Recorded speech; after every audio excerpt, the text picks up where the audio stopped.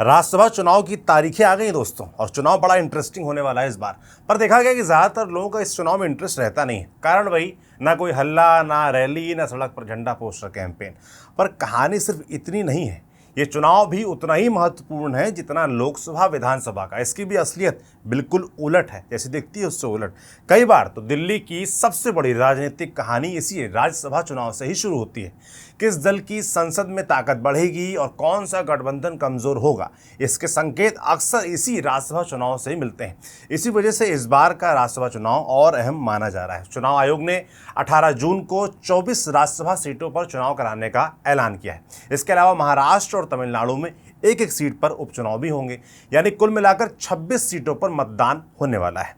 ये 24 सीटें 10 राज्यों में फैली हुई हैं। आंध्र प्रदेश की 4 सीटें, गुजरात की 4 सीटें, झारखंड की 2 सीटें, मध्य प्रदेश की 3 सीटें, राजस्थान की 3 सीटें, कर्नाटक की 4 सीटें, अरुणाचल प्रदेश, मणिपुर, मेघालय और मिजोरम की एक एक सीट पर चुनाव होगा। ये सभी सीटें जून और जुलाई में खाली हो रही हैं, क्योंकि इन सांसदों का 6 साल का कार्यकाल खत्म हो रहा है। तो कौन लोग जा रहे हैं, कौन आ सकते हैं, कहाँ चुनाव मजेदार है, कहाँ चुनाव फंस सकता है, कहाँ क्रॉस वोटिंग हो सकती है, क्या है पूरा गुणागणित, सब समझाएंगे, बताएंगे आपको इस वीडियो में। नमस्ते, मेरा नाम सौरभ त्रिपाठी है, आप न्यूज़ पिंच देख रहे हैं। सबसे पहले आपको कुछ बड़े नाम बता देते हैं जिनका राज्यसभा का कार्यकाल खत्म हो रहा है। सबसे बड़ा नाम कांग्रेस अध्यक्ष मल्लिकार्जुन खड़गे का है। कर्नाटक से राज्यसभा सांसद खड़गे का कार्यकाल पूरा हो रहा है। हालांकि मौजूदा विधानसभा गणित को देखते हुए उनका दोबारा राज्यसभा पहुंचना लगभग तय माना जा रहा है। खड़गे इस समय कांग्रेस के राष्ट्रीय अध्यक्ष हैं और लोकसभा चुनाव के बाद विपक्षी राजनीति में उनकी भूमिका और भी महत्वपूर्ण हो गई है। दूसरा बड़ा नाम पूर्व प्रधानमंत्री एच.डी. देवेगौड़ा का है। जनता दल सेक्युलर यानी जेडीएस के संस्थापक और देश के पूर्व प्रधानमंत्री देवेगौड़ा का कार्यकाल भी कर्नाटक से खत्म हो रहा है। उनकी उम्र 90 साल से ज़्यादा हो चुकी है, लेकिन दक्षिण भारत की राजनीति में उनका प्रभाव अब भी बना हुआ है। खास बात यह है कि अब जेडीएस बीजेपी के नेतृत्व वाले एनडीए का हिस्सा है, इसलिए उनकी अगली राजनीतिक भूमिका पर भी नजर रहेगी। गुजरात से कांग्रेस के वरिष्ठ नेता शक्ति सिंह गोहिल का कार्यकाल भी समाप्त हो रहा है। वे फिलहाल गुजरात से कांग्रेस के इकलौते राज्यसभा सांसद हैं, लेकिन विधानसभा में कांग्रेस की कमजोर स्थिति को देखते हुए इस बार उनका दोबारा चुना जाना बेहद मुश्किल माना जा रहा है। अगर ऐसा होता है तो गुजरात बनने के बाद शायद पहली बार राज्यसभा में कांग्रेस का कोई प्रतिनिधि नहीं होगा। आंध्र प्रदेश में वाईएस जगनमोहन रेड्डी की पार्टी वाईएसआर कांग्रेस के 3 सांसदों का कार्यकाल खत्म हो रहा है, लेकिन विधानसभा चुनाव में पार्टी की करारी हार के बाद अब इन सीटों पर एनडीए का कब्जा होने की संभावना है, यानी राज्यसभा में वाईएसआर कांग्रेस की ताकत घट सकती है।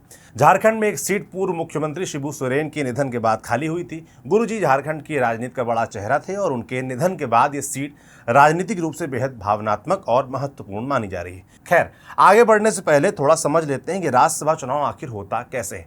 राज्यसभा संसद का उच्च सदन है। इसकी कुल अधिकतम सदस्य संख्या 245 है। इनमें 233 सदस्य राज्यों और केंद्र शासित प्रदेशों से चुने जाते हैं, जबकि 12 सदस्यों को राष्ट्रपति मनोनीत करते हैं। राज्यसभा कभी भंग नहीं होती। इसके 1/3 सदस्य हर 2 साल में रिटायर होते हैं और नए सदस्य चुने जाते हैं। लोकसभा चुनाव में जनता सीधे वोट डालती है, लेकिन राज्यसभा चुनाव में विधायक वोट करते हैं, यानी जनता अपने चुने हुए विधायकों के जरिए राज्यसभा सांसद चुनती है। यहाँ सबसे दिलचस्प चीज है चुनाव का गणित। राज्यसभा चुनाव में जीत साधारण बहुमत से नहीं होती, बल्कि एक तय कोटा से होती है। इसका एक फॉर्मूला है, वो भी बताते हैं आपको। किसी राज्य में राज्यसभा की जितनी सीटें खाली हैं, उन पर राज्य के विधायकों की संख्या के हिसाब से वोट डाले जाते हैं। ये फॉर्मूला थोड़ा पेचीदा लग सकता है, इसलिए एक एग्जांपल समझिए। मान लीजिए किसी राज्य की राज्यसभा की कुल 2 सीटें खाली थी। यहाँ विधानसभा में विधायकों की मौजूदा संख्या 90 है। एक सीट जीतने के लिए ज़रूरी वोटों की संख्या निकालने के लिए राज्यसभा की खाली सीटों में 1 जोड़ना पड़ता है, यानी ये संख्या हुई 2 + 1 = 3। अब 90 को 3 से विभाजित करेंगे, जिस पर 30 आता है। इसमें 1 जोड़कर कुल संख्या 31 हुई, यानी उस राज्य के एक राज्यसभा प्रत्याशी को जीतने के लिए 31 विधायकों के प्रथम वरीयता के मत चाहिए होंगे।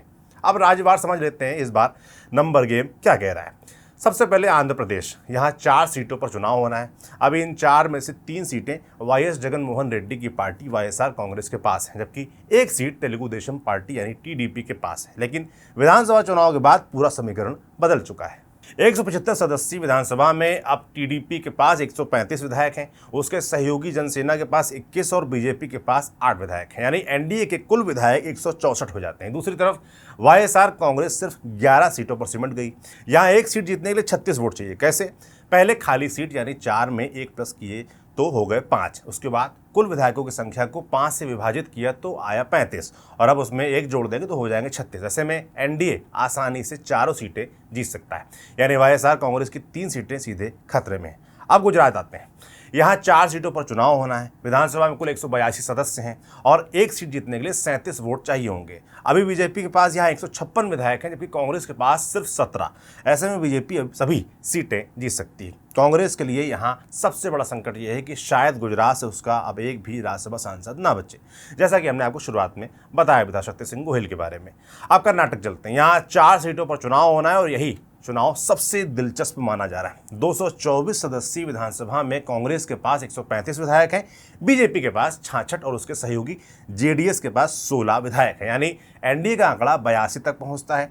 यहां एक सीट जीतने के लिए 46 वोट चाहिए। इस गणित के हिसाब से कांग्रेस आराम से 2 सीटें जीत सकती है, क्योंकि उसके पास 135 विधायक हैं। एनडीए एक सीट आराम से निकाल लेगी, लेकिन चौथी सीट पर मुकाबला रोचक होने वाला है। अगर कांग्रेस अपने अतिरिक्त वोटों को ठीक से मैनेज करती है तो वो तीसरी सीट के लिए भी कोशिश कर सकती है। वहीं एनडीए भी क्रॉस वोटिंग या छोटे दलों के समर्थन से चौथी सीट निकालने की रणनीति बना सकता है। यही वजह है कि कर्नाटक इस चुनाव का सबसे दिलचस्प राज्य माना जा रहा है। चलिए अब राजस्थान चलते हैं। 200 सदस्यीय विधानसभा में बीजेपी के पास 115 विधायक हैं, जबकि कांग्रेस के पास 69। यहाँ 3 सीटों पर चुनाव होना है और जीत का कोटा 51 है। इस हिसाब से बीजेपी 2 सीटें आराम से जीत सकती है, जबकि कांग्रेस एक सीट निकाल लेगी। अभी भी 3 सीटों में से 2 बीजेपी और 1 कांग्रेस के पास है, यानी यहाँ मौजूदा स्थिति में ज़्यादा बदलाव की संभावना नहीं है। लेकिन यहाँ सबसे ज़्यादा चर्चा नामों को लेकर माना जा रहा है कि बीजेपी यहां से किसी बड़े चेहरे को राज्यसभा भेज सकती है। इससे आगे चलकर केंद्र सरकार में बड़ी भूमिका दी जा सकती है। अब मध्य प्रदेश की बात करते हैं। 230 सदस्यीय विधानसभा में बीजेपी के पास 163 विधायक हैं, जबकि कांग्रेस के पास 66। यहां 3 सीटों पर चुनाव होना है और जीत का कोटा 58 है, यानी बीजेपी आसानी से 2 सीटें जीत जाएगी और कांग्रेस 1 सीट निकाल लेगी। हालांकि बीजेपी चाहे तो रणनीतिक तौर पर तीसरी सीट के लिए भी कोशिश कर सकती है, लेकिन उसके लिए क्रॉस वोटिंग या अतिरिक्त समर्थन की जरूरत होगी। इसमें वो माहिर रही है, देखिए क्या होता है। कांग्रेस की तरफ से यहाँ सबसे ज्यादा चर्चा कमलनाथ के नाम को लेकर है। अगर उन्हें राज्यसभा भेजा जाता है तो ये उनके राजनीतिक पुनर्वास के तौर पर इसको देखा जा सकता है। दिग्विजय सिंह पहले ही साफ कर चुके हैं कि इस बार वो राज्यसभा की दौड़ में नहीं है। अब झारखंड के बाद यहाँ 2 सीटों पर चुनाव होना है। विधानसभा में कुल 81 सदस्य हैं और जीत का कोटा 28 है। अभी 1 सीट बीजेपी और 1 सीट जेएमएम के पास है। इंडिया गठबंधन के पास कुल 56 विधायक हैं, जबकि एनडीए के पास 24। अगर इंडिया गठबंधन पूरी तरह एकजुट रहता है तो वो दोनों सीटें जीत सकता है, लेकिन अगर क्रॉस वोटिंग हुई या किसी सहयोगी ने साथ छोड़ा तो एनडीए 1 सीट निकाल सकता है। यहाँ दूसरी सीट खास अहम इसलिए भी है क्योंकि ये सीट शिबू सोरेन के निधन के बाद खाली हुई थी। अब छोटे राज्यों की बात। मणिपुर, मेघालय, अरुणाचल प्रदेश और मिजोरम में 1-1 सीट पर चुनाव होना है। यहाँ आमतौर पर स्थानीय गठबंधन और क्षेत्रीय समीकरण ज्यादा महत्वपूर्ण होते हैं। राज्यसभा के कुछ उपचुनाव की बात भी लगे हाथ कर लेते हैं। महाराष्ट्र में जो 1 सीट खाली हुई है वो सुनेत्रा अजीत पवार के इस्तीफे के बाद खाली हुई। उन्होंने बारामती विधानसभा उपचुनाव जीतने के बाद राज्यसभा सीट छोड़ी है। यहाँ बीजेपी का पलड़ा यानी कि एनडीए का पलड़ा भारी रहेगा। तमिलनाडु में सीट सीवी षणमुगम के इस्तीफे के बाद खाली हुई है, जहाँ माना जा रहा है टीवीके यानी कि थलपति विजय की पार्टी का खाता खुल सकता है। अब सबसे बड़ा सवाल, आखिर इन चुनावों का राष्ट्रीय राजनीति पर क्या असर होगा। इस वक्त राज्यसभा में बीजेपी के पास करीब 113 सदस्य हैं, जबकि एनडीए का आंकड़ा लगभग 148 माना जाता है। राज्यसभा की प्रभावी संख्या 245 है और 2/3 बहुमत के लिए 163 सदस्य चाहिए होते हैं। मतलब एनडीए अभी भी उस आंकड़े से लगभग 15 सीट दूर है। लेकिन अगर आने वाले चुनावों और उपचुनावों में उसे लगातार बढ़त मिलती रही तो वो राज्यसभा में भी बहुत मजबूत स्थिति में पहुंच सकता है, जल्द पहुंच सकता है। यही वजह है कि इस चुनाव को सिर्फ नियमित प्रक्रिया नहीं बल्कि संसद के शक्ति संतुलन की लड़ाई भी माना जा रहा है।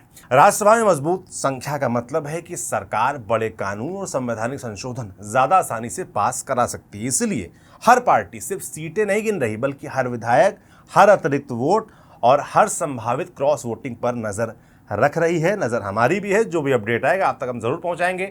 आपको ये जानकारी कैसे लगी कमेंट बॉक्स में लिखकर जरूर बताएं। इसे लिखा था हमारी साथी खुशबू ने। मैं सौरभ त्रिपाठी हूं, कैमरे के पीछे सत्यम है। शुक्रिया।